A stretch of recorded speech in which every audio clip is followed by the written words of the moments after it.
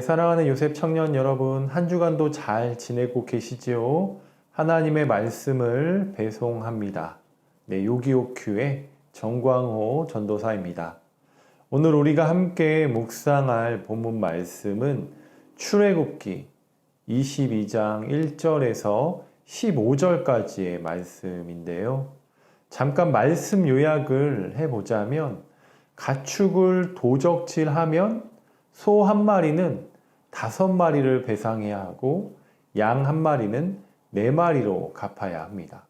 또 짐승을 풀어놓아서 남의 밭에 있는 것들을 먹겠다면 가장 좋은 작물로 배상해야 하며, 남의 밭을 실수로 태워도 배상해야 합니다.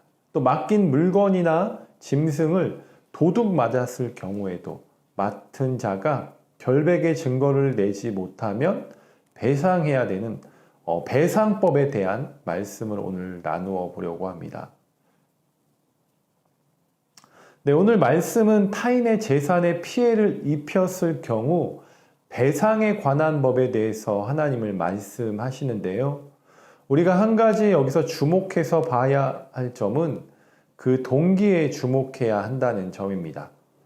그것이 고의적인 것인지, 아니면 부주의에 인한 것인지, 아니면 불가항력적인 사고인지를 구분할 것을 말씀하십니다.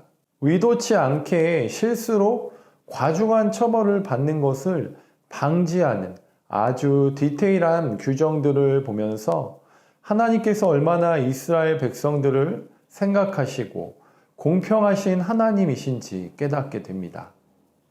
우리가 인생을 살아가는 데 있어서 필요한 많은 것들이 있습니다. 나의 인생에 있어서 가장 필요한 것이 있다면 무엇일까요?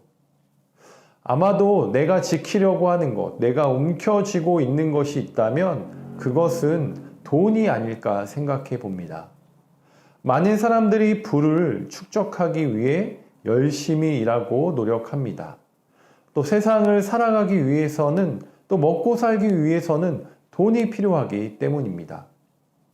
내가 열심히 노력해서 모아둔 것을 누군가 빼앗아 간다면, 아니면 빼앗긴다면, 도둑질 당한다면 그 아무도 가만히 있으려고 하는 사람은 없을 것입니다.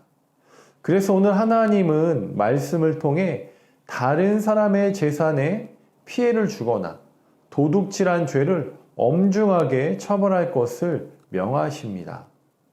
도둑질한 것이 소라면 5배, 양이라면 4배를 갚도록 하셨습니다. 우리는 지폐로 물건을 사고 팔지만 고대 사회에서는 가축이나 곡식이 화폐 역할을 대신하였습니다.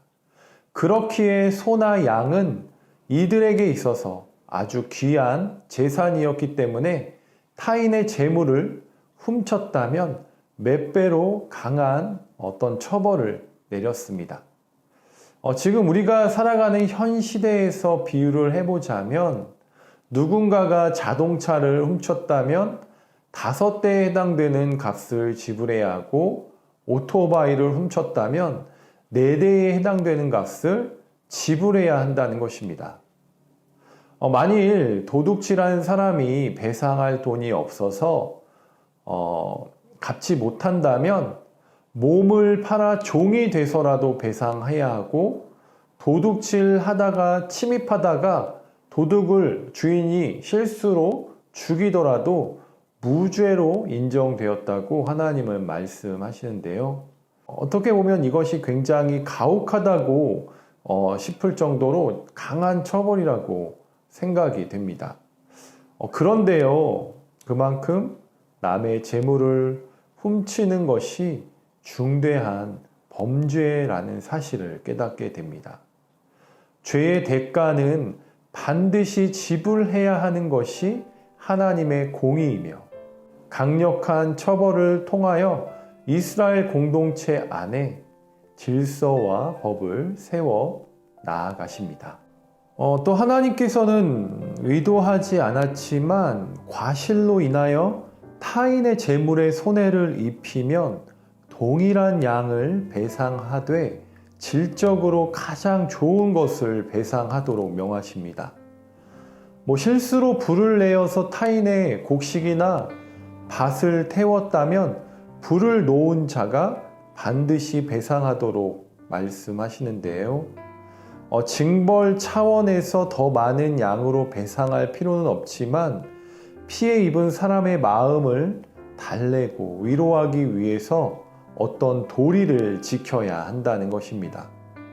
누구나 저지를 수 있는 실수로 인해 발생한 손해를 적절히 배상함으로써 서로 시비가 없도록 하신 것입니다. 오늘 말씀을 전체적으로 읽어보면서 하나님께서 우리에게 주시는 교훈은 사람들의 재산의 피해로 인하여 분쟁이 일어나 다투고 이웃 간의 관계가 깨어지지 않도록 규정을 정해 두셨다는 것과 또 재물을 탐욕의 대상으로 삼아 죄를 짓지 말고 하나님을 기쁘시게 하는 선한 도구로 재물을 사용해야 한다는 것을 깨닫게 됩니다. 요즘 뉴스를 보게 되면 돈 때문에 가까운 사람도 죽이는 일들이 빈번하게 일어나는 세상에 우리는 살아가고 있습니다. 친한 사람에게 돈을 빌려줬는데 갚지 않아 관계가 멀어진 경험을 한 청년들도 있을 것이고, 대출과 사업 실패로 은행에서 상환 독촉을 받아본 분들도 계시리라 생각해 보았습니다. 요즘 착한 임대업자라는 말이 생겨났듯이 코로나로 인하여 어려워진 상권을 회복시켜야 한다며 가게세를 또 월세를 깎아주는 임대업자들이 생겨나기 시작했습니다. 착한 임대업자들처럼 우리도 상대방을 생각해보고 헤아리는 자세를 가져야 합니다. 그래서 돈 때문에 사람과 가족을 잃어버리면 안 되겠지요. 이스라엘 공동체는 어떤 하나의 언약 공동체를 구성하는 일원으로서 서로 간의 평안의 관계를 지속하며 그 누구도 억울한 일을 당해서는 안 되는 것을 최우선의 목적을 갖고 하나님께서 이 공동체를 공평하게 다스려가고 계심을 보게 됩니다. 내가 가진 재물을 아름답게 사용하며 또 그 재물이 하나님께서 주신 것임을 잊지 않고 그것이 은혜임을 깨닫고 살아갔으면 좋겠습니다. 기도하겠습니다. 사랑의 하나님 아버지, 오늘 말씀을 통해 여러 가지 배상법을 세우시고 우리 삶의 정황도 세심하게 공평하게 살펴주심에 감사드립니다. 무엇보다 이웃의 사정을 헤아리며 이웃에게 피해를 입히거나 이웃의 것을 탐하지 않는 삶을 살아가게 하여 주시옵소서. 오늘 말씀을 통해 성숙한 신앙인으로 살아가는 우리 모두 다 되게 하여 주시옵소서. 감사드리오며 예수님 이름으로 기도드립니다. 아멘. 네, 여러분 내일 또 뵙겠습니다. 요한.